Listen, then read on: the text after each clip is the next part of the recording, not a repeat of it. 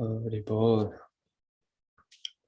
Prabhus, please, you have to forgive me. I started getting this runny nose from the allergies, so if I am sniffling and unable to, I blow my nose or whatnot, but that's first. And then second, Jai Sachinandan was supposed to give class, and unfortunately you are stuck hearing my voice, but Srimad Bhagavatam will still be discussed, so that is the benefit.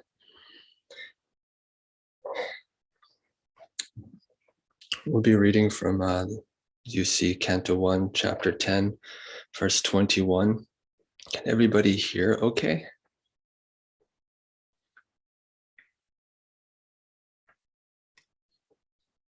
Yes, Prabhuji, we can hear you. No problem.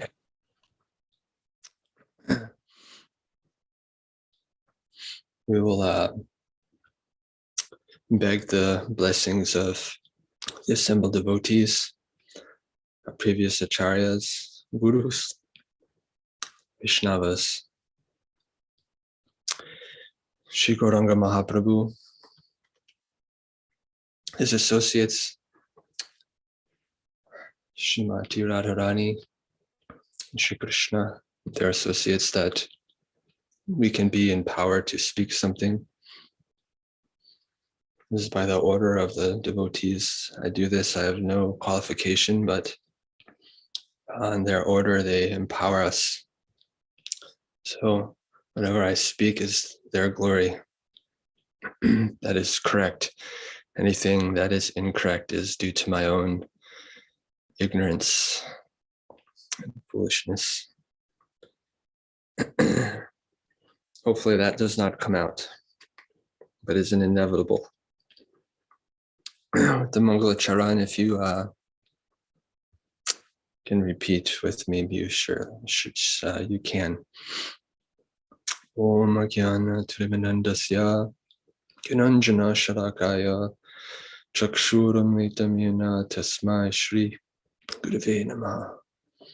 Shri Chaitanya Manobishtam Swapitam Yena Bhutale Swayam Rupagramayam Dadati Swapadantikam Vandeham Shiguro Shri Utabadakavanam Shri Gurun Vaishnavamscha Shri Rupam Sahagrajatam Sakana Raganatam Vitam Tam Sajivam Sadvaitam Savadutam Parijana Sahitam Krishna Chaitanya Devam Shri Radha Krishna Padam Sahagana Lalita Shri Vishakanvitamscha Nama Om Vishnu Padaya Krishna Prastaya Bhutare Srimati Bhaktivedanta Swaminiti Namini Namaste Saraswati Devi Gauravani Pracharini Nedi Vishesha Sunyavari Prastijadi Shatarini Panchakarpa Trubhyascha Kripa Sindhu Bhaivacha Patitanam Bhavanebhyo Vaishnavebhyo Namo Namaha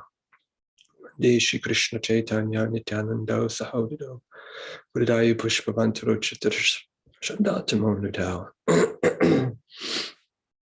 Hey Krishna Karuna Sindhu Dinabandho Jagatpate Gopisha Gopika Kanta Radhakanta Namoste Apta Kanchana Gaurangi Radhe Vrindavaneshwari Vrishabhanu Stuti Devi Pranamami Hari Priye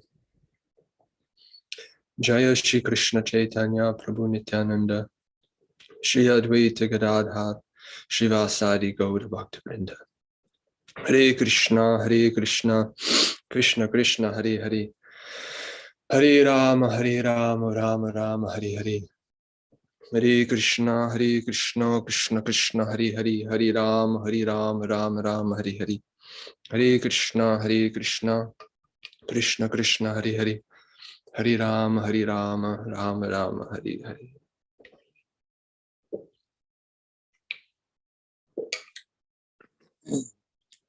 Om Namo Bhagavate Vasudevaya.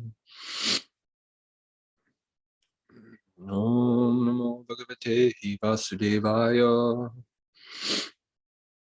Om Namo Bhagavate Vasudevaya.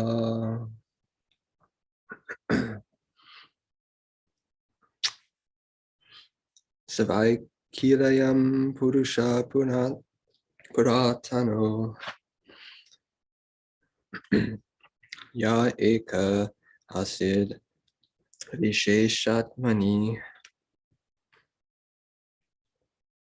Agri Gunebhyo Jagat Atminishvare Nimiditatman Nishi Sapta Shaktikushu Savai Kilayam Purusha Purnanto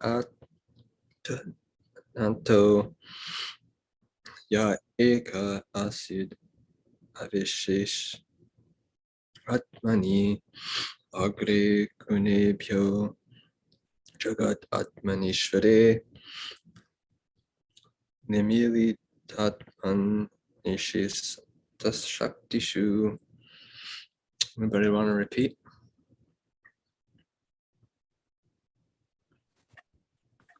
Hare Krishna Prabhu. Hare Krishna. Savai kilayam purusha puratano ya eka asit avisesha atmani agre gunebhyo jagadatmanisware nimilitatman nisisupta shaktishu. Hare Krishna. Savai kilayam purusha puratano ya ekasheda visesha atmani agre gunebhyo jagadatmanishvare nimilitatman nishishupta saktishu. Thank you so much, Prabhuji. Thank you for singing it in nice melody, nice meter.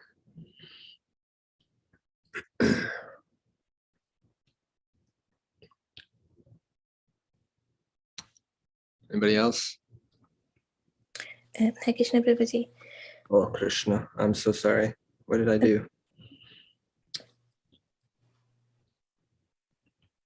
You can't see it. Krishna. There we go. Sorry. Thank you so much. Savai kilayam purusha puratano ya eka asid aviseshatmani agre gunebhyo jagadatmanishvare nimilitatman nishi sutta saktishu. Hare Krishna. Hey.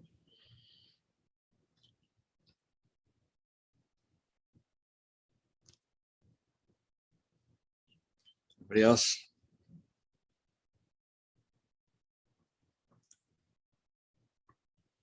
Saha, he, Krishna, by as a member. Kila, definitely.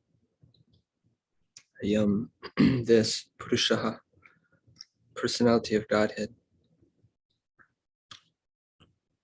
Purnatana, the original. Yaha, who, Eka, only one. Asiti, asit, existing.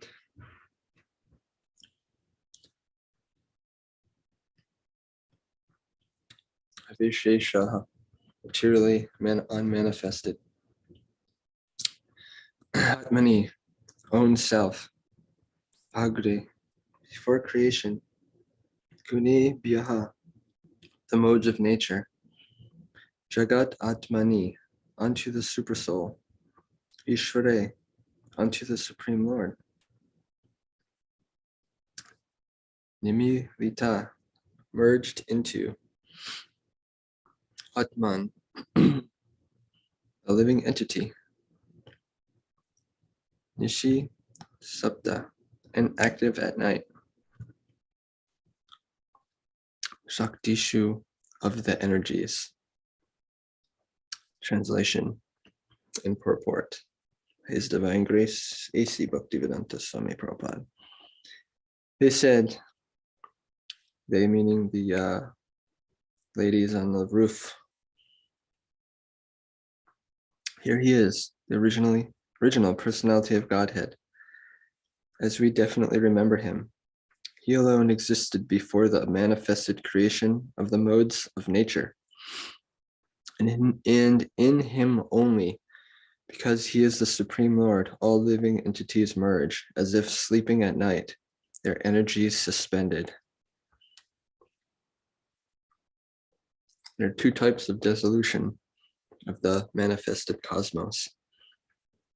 At the end of every 4,320,000,000 solar years, when Brahma, the Lord of one particular universe goes to sleep, there is one annihilation at the end of Lord Brahma's life, which takes place at the end of Brahma's 100 years of age. In our calculation, at the end of 8,640,000,000 times 30 times 12 times 100 solar years, there is complete annihilation of the entire universe.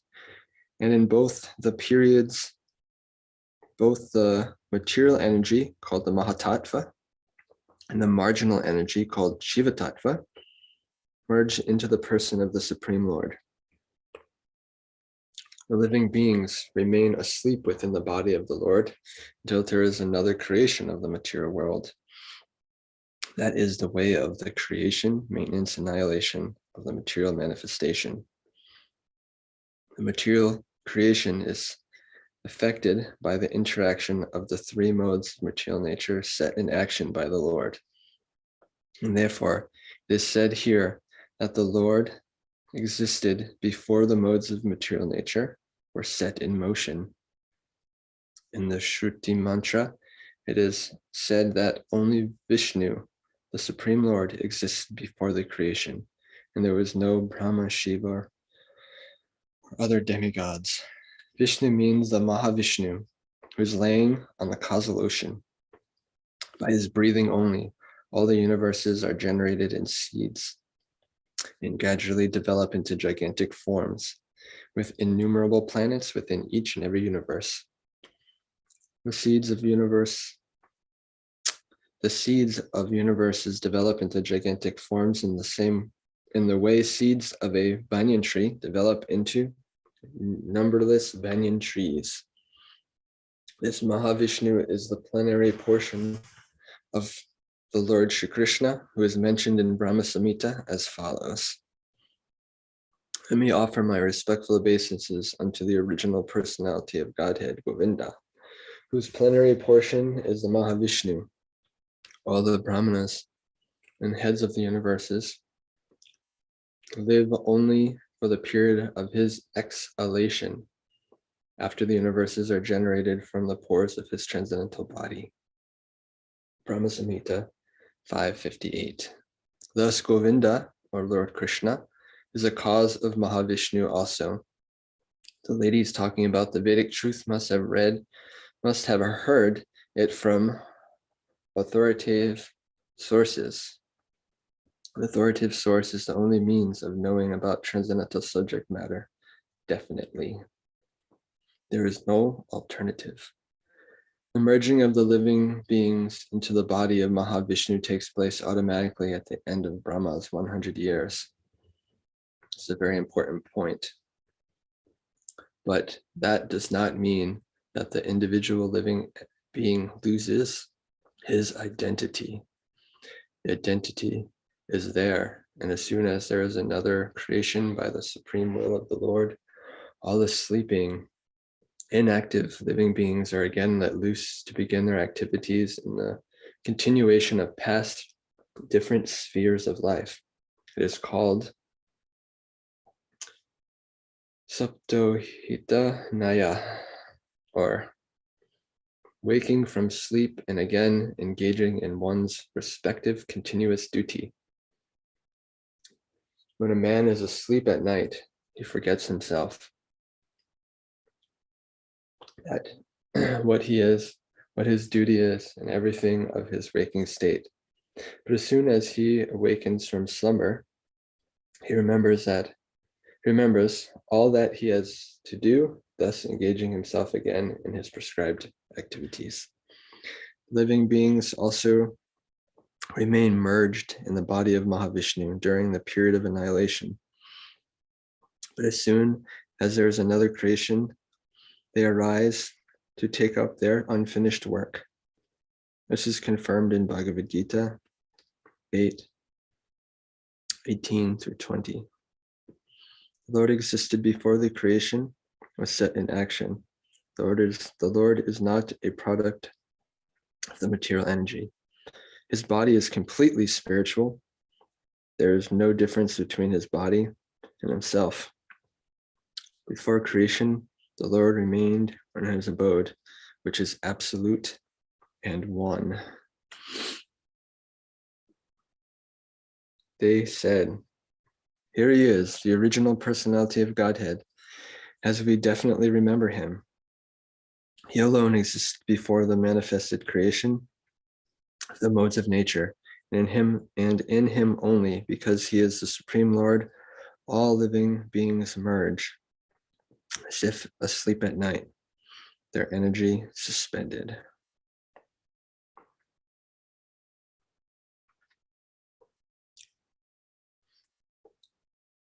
Hare Krishna.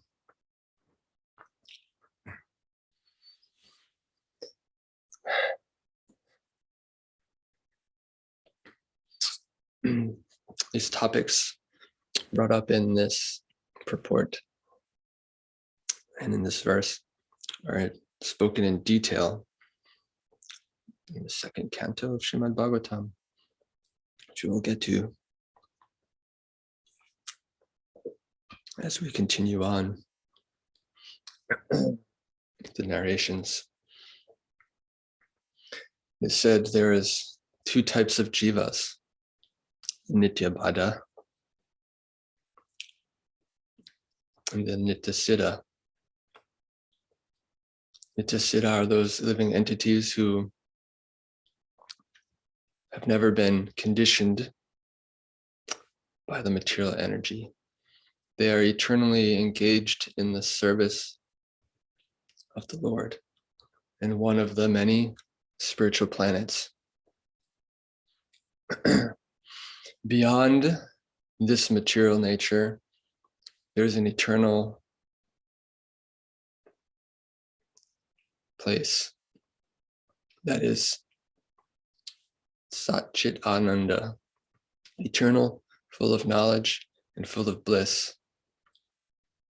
Krishna's internal potencies pervade that place. Sanvit, Sadhini, and Hladini Shaktis are the prominent energy. And the living entities and the Lord engage eternally in very happy pastimes. It's explained that every word is a song, every step is a dance. And there's no limit to how the living entity can serve the Lord. There is no gross, mundane, inanimate objects there. Everything is manifested in its spiritual nature. Any grass, any trees, they're not dull,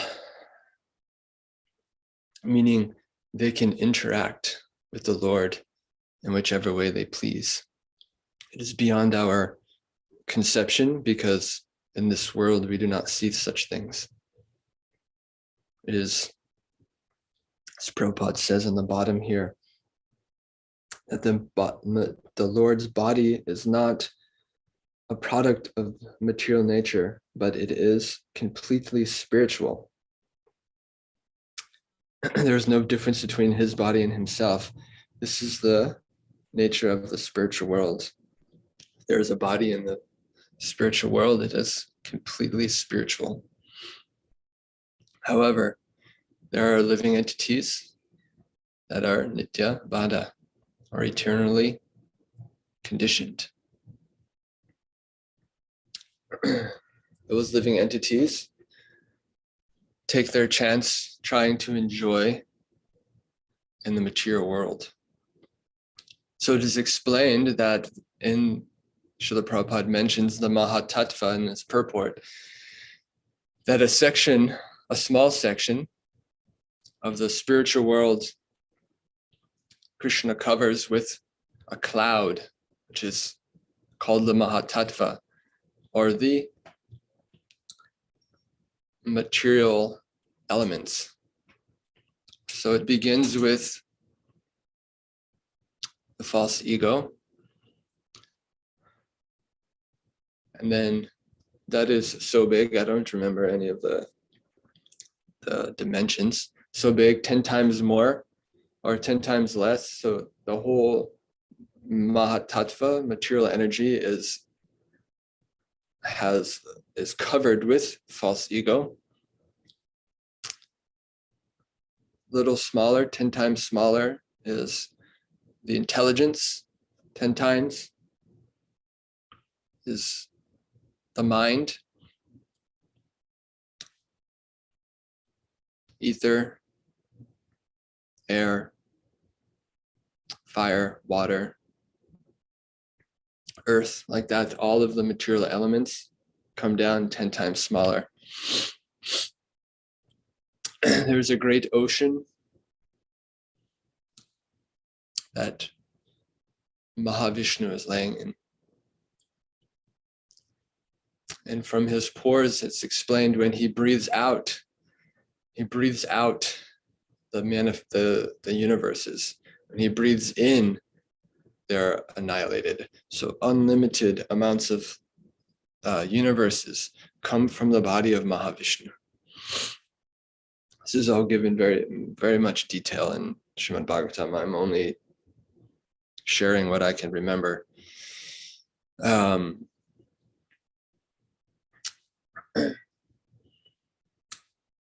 And from there, Mahavishnu expands himself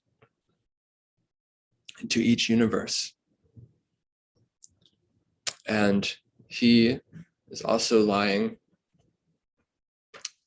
and from his navel sprouts the lotus flower, and Brahma manifests. And Brahma begins to think, what am I doing here? What is my purpose? And he hears tapa, tapa from within his heart. So he begins to meditate, perform some austerities. And through that, the Lord from within, he instructs Brahma how to manipulate the material energy. So material energy is made up of all of these elements, and also the modes of material nature: goodness, passion, and ignorance. So when Brahma takes these modes of material nature and starts to mix them and creates all of the different things we see within this world, when he creates the bodies for the living entities, there is no motion. This is why Brahma is known as the predominant deity over the mode of passion, because he can create, but there is no life. It is just matter. And when Lord Vishnu sees it as all ready, he breathes out the living entities, which breathes life into matter. He also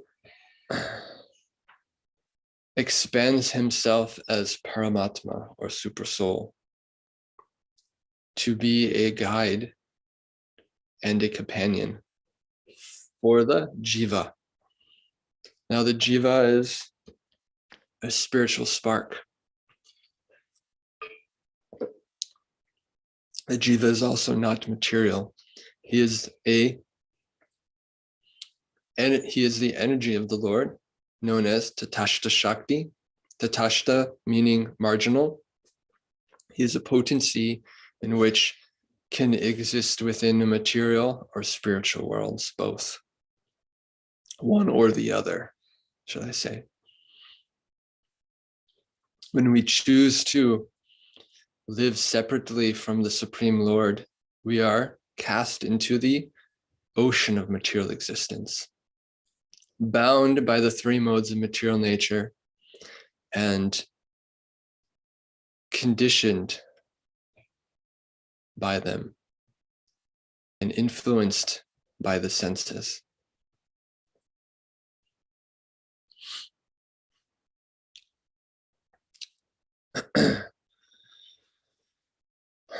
It is said that the relationship between the spirit soul and the supreme soul, the super soul and the spirit soul are like two parrots in a tree. One is observing, one is tasting fruits. Some are bitter, some are sweet. They're experiencing. And the other parrot is just observing. So the super soul is pervading everything within this mature world and sustaining it. And the living entities are wandering through, trying to enjoy and experiencing suffering. So there are 8,400,000 different species of life that the living entity goes through. The number may be off. It's spoken later in Srimad Bhagavatam. And due to our previous activities, the living entity is forced into one body or another. Sometimes a tree, sometimes a worm, sometimes grass, sometimes some other plant, sometimes living in the water as a fish or something like that. Sometimes on land, sometimes flying in the sky as a bird. Other times on land as a beast, some animal of some sort, and sometimes as a human being, or sometimes as a devata, living in the spiritual world. Sorry, not in the spiritual world, in the heavenly planets. Sometimes as a demon in the hellish planets.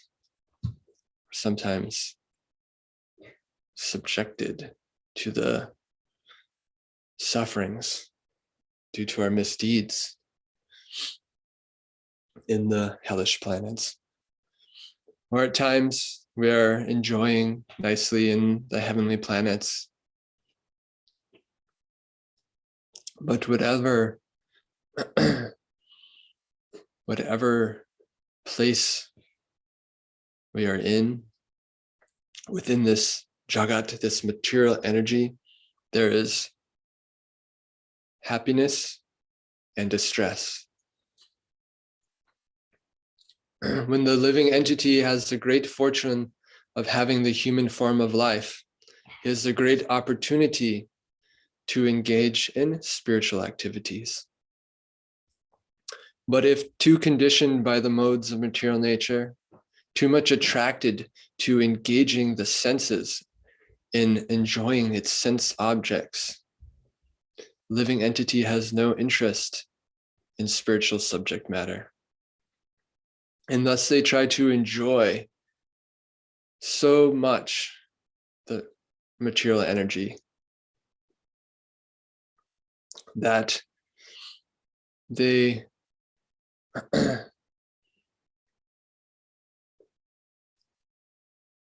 try to enjoy so much the material energy because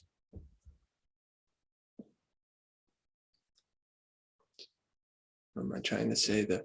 Trying to enjoy the material energy so much that they get entangled.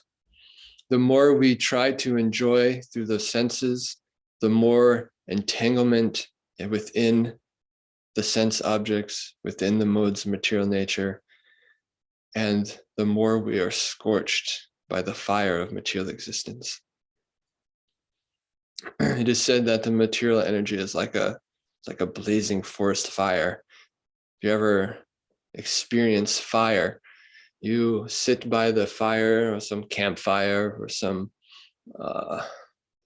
at our home, sometimes we have a fireplace and we feed the fire with wood. The more we feed the fire, the bigger the fire gets and the more it consumes. There is no satiating a fire.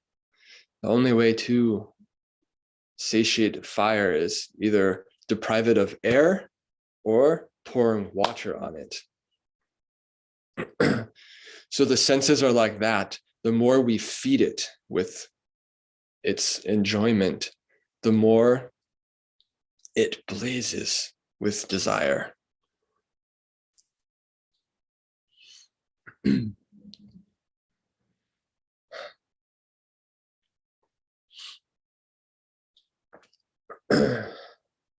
The more we identify ourselves as this body, we are a father, a mother, a man, a woman,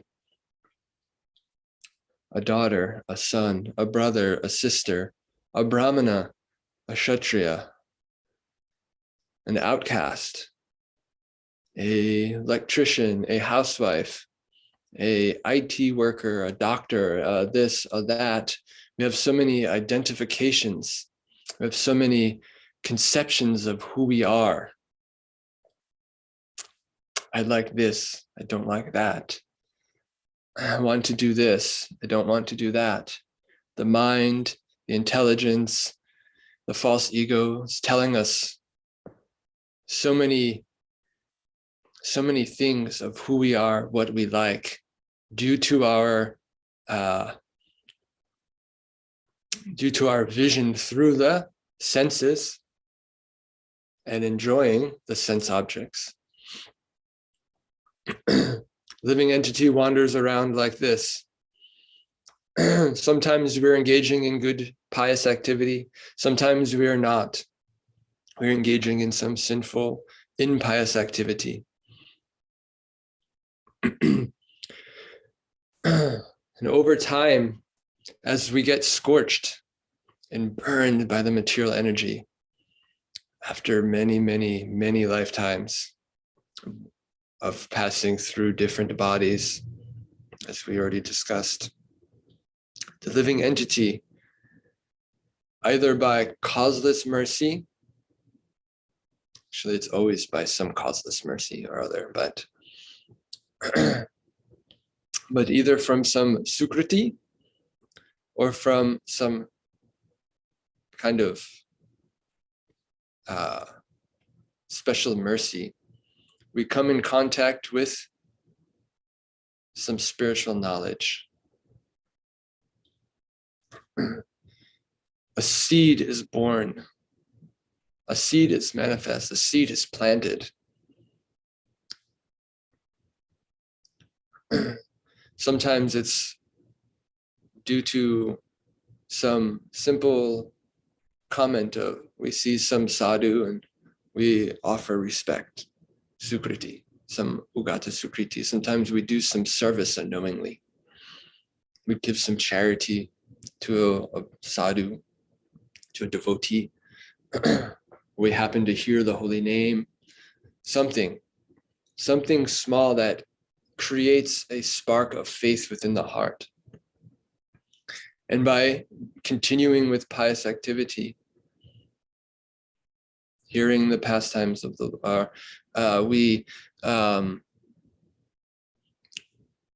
we come in contact with sadhus. And by the mercy of sadhus, Vaishnavas, saintly persons, we hear of our eternal nature. And we gain some knowledge. Through the association of saintly persons, we begin to engage in spiritual activities. And when we engage in spiritual activities, we begin to experience some happiness. Some happiness that is real, not happiness that is derived from some enjoyment through the senses, but something that touches the heart and that invokes a feeling that goes beyond our experiences of the material energy. We begin the process known as Bhajanakriya. We engage in bhajan, in the worship, in the service of the Lord and his devotees. There are many different aspects of this bhajan. There's 9 processes of devotional service. They are hearing and chanting and remembering of the prominent 3. There's also worshiping, becoming friend, surrendering everything to, like that.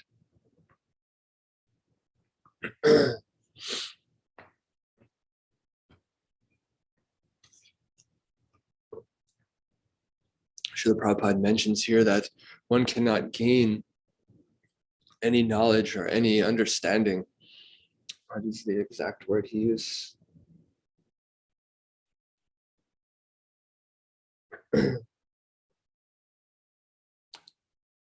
The ladies talking about this Vedic truth must have heard it from authorized sources.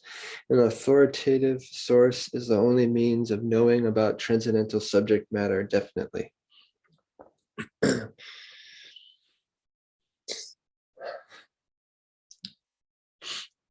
So spiritual subject matter is known as descending process from the spiritual world, from Krishna, from the Supreme Lord, down through his representatives to the living entity. We gain this knowledge that we are not this body, but we are an infinitesimal spark that is part and parcel of the Lord.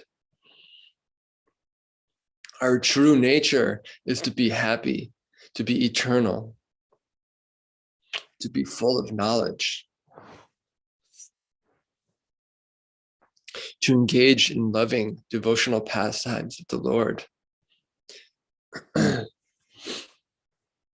So the living entity begins to control the mind, control the senses, and engage in the devotional practice.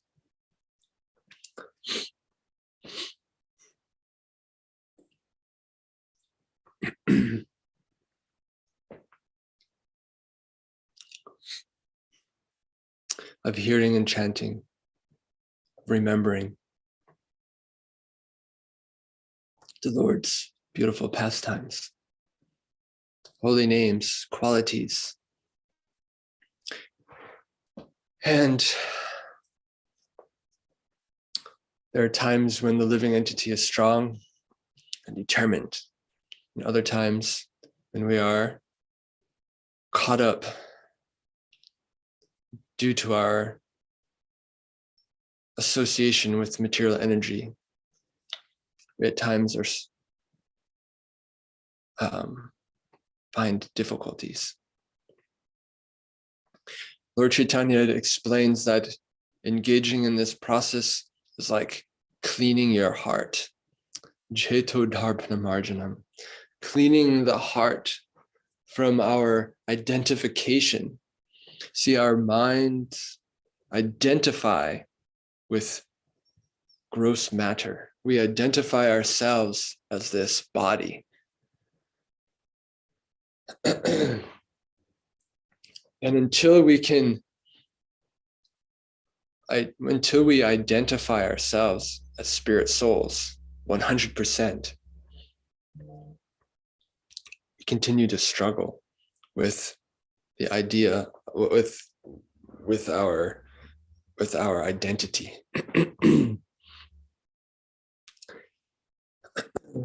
Sometimes the cleaning process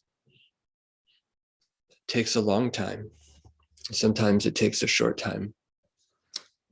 No two living entities have the same experience.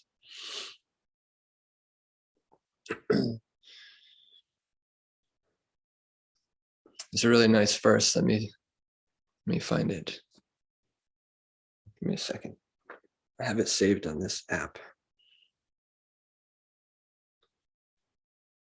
I want to share it with you. Oh, why is it not working?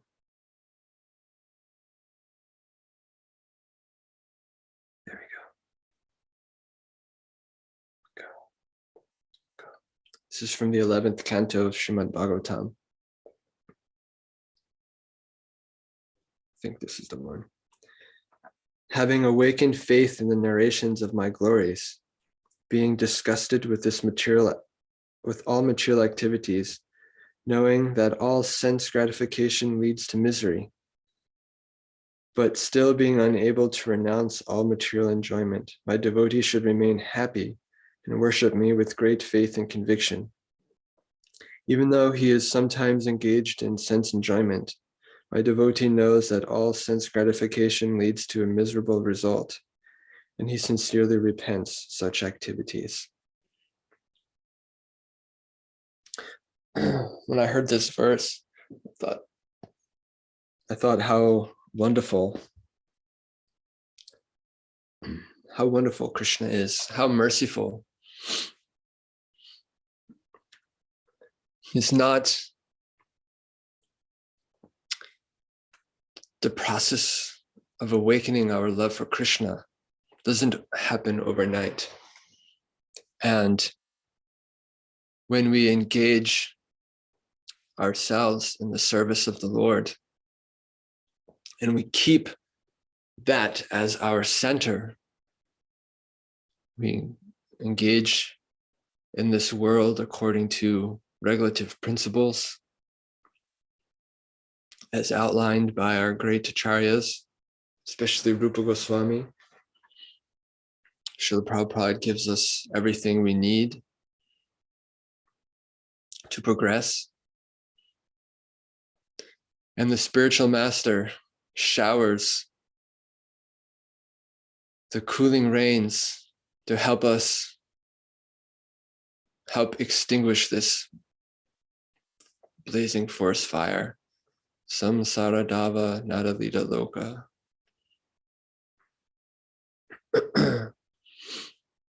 By the mercy of Guru, the Vaishnavas, Lord Chaitanya, and all of his associates headed by Lord Nityananda, we have been given a great opportunity hearing Srimad Bhagavatam, chanting the holy name.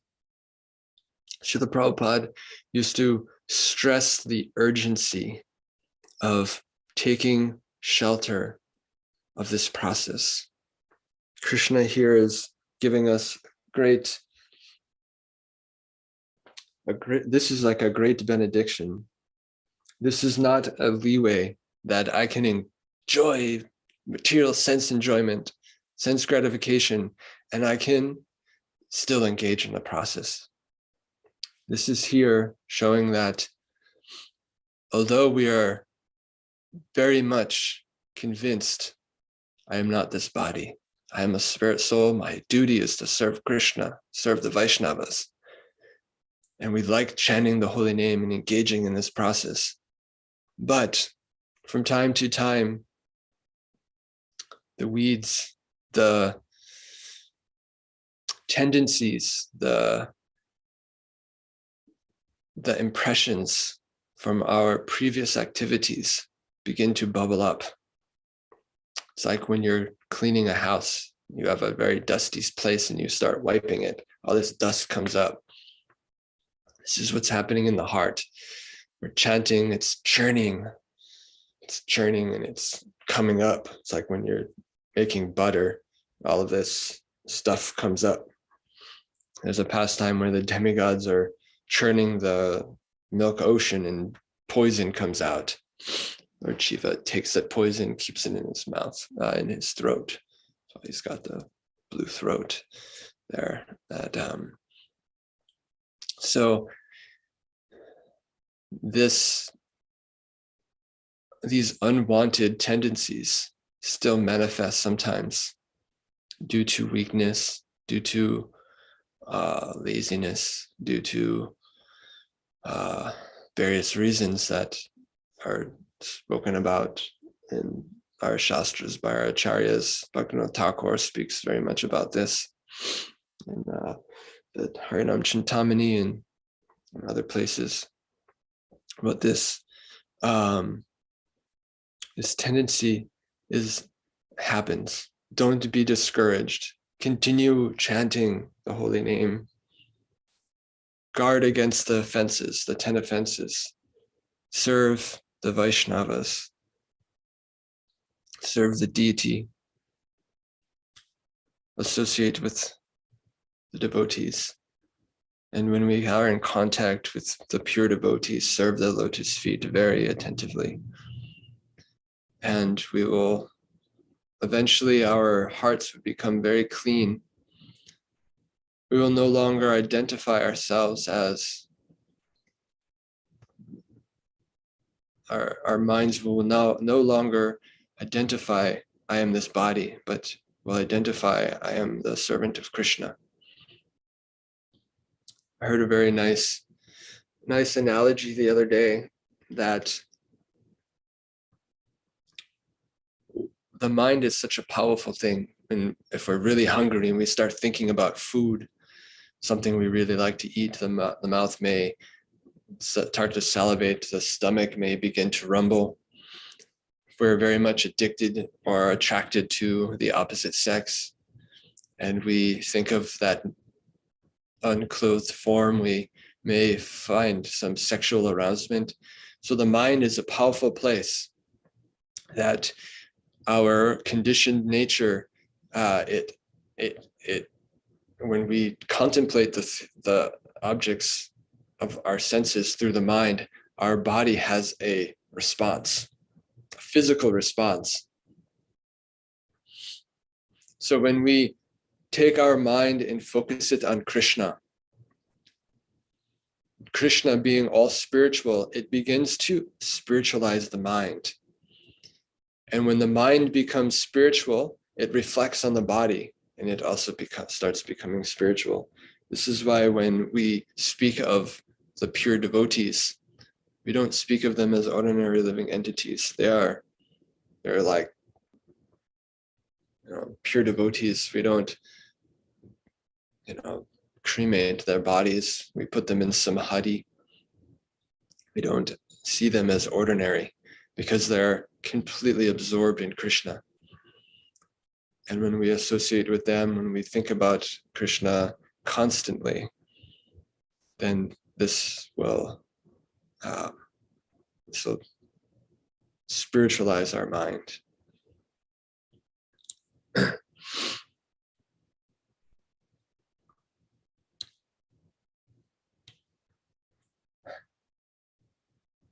Oh, Krishna. Let's get back to the verse. Anyway, we are about out of time. And I'd like to ask any devotees that have some comment or question, something that they may find inspiring from this verse, from what we discussed. Please share. If you have a question, please ask. Now is the time. Thank you for being with us and allowing me to perform some service to you. Hare Krishna, Bala Nitai Prabhuji, Dhanvat Pranam, Jai Srila Prabhupada. Thank you so much for the wonderful explanations, Prabhuji, how, conditioned souls comes into existence, and a very, very easily understandable way you have explained this, Prabhuji. Nitya, again, starting with Nitya Baddha and Nitya Muktas, and how we have, misused our free will, and how we are suffering this material world, and what is the process to again come back to our original constitutional position by starting the process of 9 process of devotional service, starting with Shravanam and Kirtan. Very nicely explained, Prabhu. And finally also how we have to control our senses by focusing our mind, completely into Krishna's service, and then that whole body is, works as per the, our practice towards Krishna consciousness. So that is really helpful, Prabhu. It's always a challenge to control our senses, on all the issues like eating and everything, Senses control is a very tough thing, Prabhu.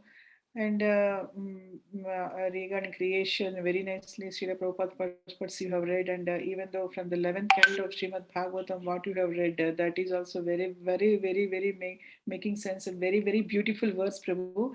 Thank you so much for sharing that verse. It makes a lot of sense. So, Prabhu, I have a small question, like, for some people, as you have mentioned, it is easily, Krishna's mercy easily available. For some devotees, it's not that easy. So is it related to even our previous Sukruti that, makes a devotee, gets Krishna's mercy easily? Or, how we should understand that, Prabhu? Because I have been seeing, right, devotees, who starts in Krishna consciousness, they get easily the mercy of the Lord within seconds, within minutes, within days, but some devotees, they're not able to get Krishna's mercy. So like Aindra Prabhu, I have heard in one of the lectures that Aindra Prabhu also didn't get the mercy, even though he was, crying for the mercy of the Lord. In one of the lectures, I have heard that in 2019, actually, he fasted, for 3 days to get the mercy of the Lord. Then finally, his spiritual master, Srila Prabhupada, came into his dream, and he gave the realization. Finally, he got Krishna revealing his heart. So I don't know if that is the case with Aindra Prabhu, and about the normal, fallen souls, so how do we understand this, Prabhu? When do we get the actual mercy of Krishna? So I've spoke with Jamuna one time about this many years back, before she left left us. She told me that she had asked Srila Prabhupada something kind of similar to this. I don't remember exactly what she asked him, but what she said he told her was pretty profound, because we hear that Krishna is not partial, right? He is equally, it gives his mercy to everyone. So Srila Prabhupada said that, okay, so think of it like this. I'm kind of paraphrasing some. Think of it like this. If the sun is shining brightly, right? And it's shining for everybody. Sometimes we step into a cave and then we think, why is the sun not shining on me? And sometimes we step out and we're thinking, oh, now the sun is shining. So in this way, Guru and Krishna's mercy is always available to us, but are we accepting it? That's the main thing, is that, are we accepting it? Srila Prabhupada only met his spiritual master, 2 or 3 times, but yet he became Jagat Guru. He spread Krishna consciousness everywhere. And he said, there was never a time that I didn't feel the presence of my spiritual master. So when it's all about our reciprocation, right? Krishna says in Bhagavad Gita that he manifests how we approach him, right? So no matter what, we will meet Krishna. Whether we meet Krishna Sham Sundar, or we meet Krishna as, in the form of death, right? One way or another, we are surrendering to Krishna. either through the material energy or through the spiritual energy, one way or the other.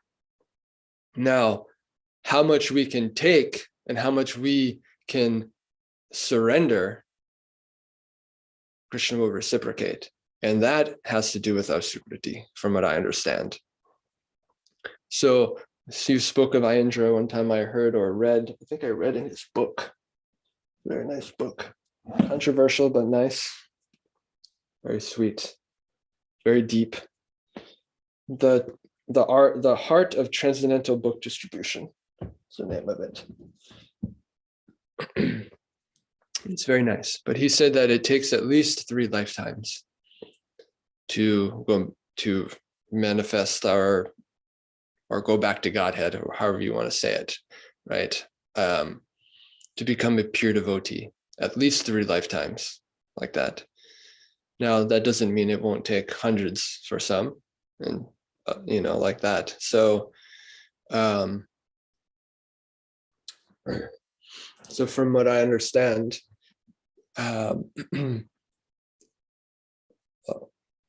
this all has to do with our Sukriti, pretty much. So it's not a matter of Krishna not giving his mercy freely. It's a matter of, are we accepting that mercy? Are we taking the process with urgency? You see, there's a nice story that I heard recently, or read recently. See if I can tell it nicely.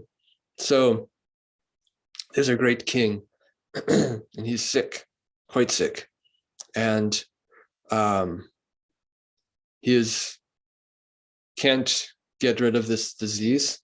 So, and he meets one sadhu and explains to him his ailments and his problems. And he says, I have a solution for you, but you have to stop all, sense enjoyment. You can only eat this one thing I give you, and you cannot have any sex life or anything like that. You just must be completely, regimented in your focus. If not, you will die within 3 days. And so a king's like, oh, okay, I will do. So he's very, very rigidly following, and he starts feeling better and better. And then when he starts feeling better, he has a desire within his heart for a lust. Lust begins to come about.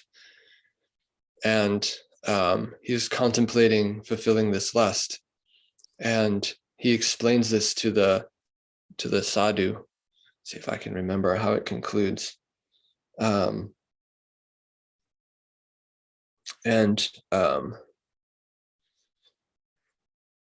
sadhu says something to him that makes him remember that he is about to die. And Krishna, I can't remember the story properly. Sorry, but the conclusion of the story is that when the king understood he was about to die, controlling his senses was easy.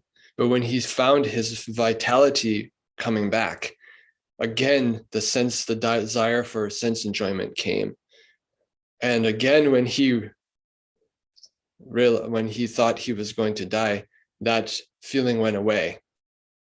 So the sadhu says that the king asked the sadhu, how is it that you can control your senses, And he said that because at every moment I understand that I am about to die.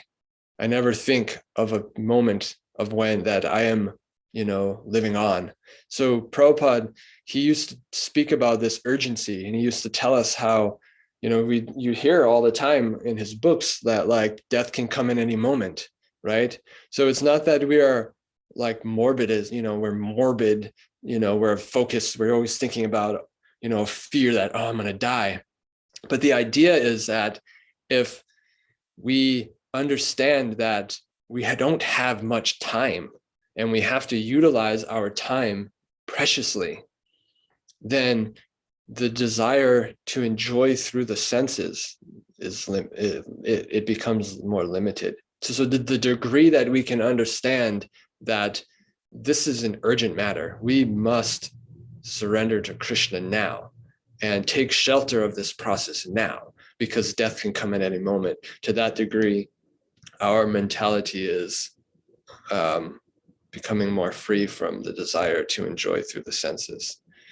Of course, we have to, not everybody is going to have the same level of austerity. When you think of the things that, Rupa, any of the Goswamis, but especially Raghunath Das Goswami, his austerities were out of this world. And Haridas Thakur's also, these are great examples. Now, we may not be able to live like that, but to the degree that we can, give up material enjoyment, to that degree that we do, not everybody's going to be the same. And that's why we can't judge each other like, oh, he's only eating once a day. Oh, he's only eating half a day, or whatever. It's not about that. It's about, what does my body need to sustain itself, and give it that, and focus on Krishna. Anyway, I hope that answers. I'm not so enlightened, but. No, Prabhu, it certainly helps, Prabhu. Thank you so much. I understand what you're saying. So thank you so much, Prabhuji. Hare Krishna, very nice. Thank you. Anything else from anybody? We're 6 minutes over. Hey, Bo. Anything anybody else wants to share? It's very quiet, except for Radhakund Mataji. Always eager to share her love for Krishna. Thank you, Mataji. Hare Krishna, Prabhu. Sorry. Thank you so much, Prabhu, for this very information-packed class. Very, very nice. And as Radhakund Mataji said, you explained it so well, we could understand very clearly. Thank you so much, Prabhu. Hare Krishna. Happy Ramanavami to all the devotees. Hare Krishna. Hare Krishna. Yes, today is Lord Ram's appearance day. We didn't even speak of Lord Ram, but please try to meditate on his pastimes at some point today. Hopefully somebody will speak at Sunday Feast lecture on Lord Ram for everyone's benefit. Hare Krishna. Dhanyavad pranams. Shri Shri Guru Gauranga Jayate. Srila Prabhupada Ki Jai. Bye. Thank you, Prabhuji. Thank you so much, Prabhuji. Hare Krishna. Hare Krishna. Hare Krishna. Thank you, Prabhuji. Krishna.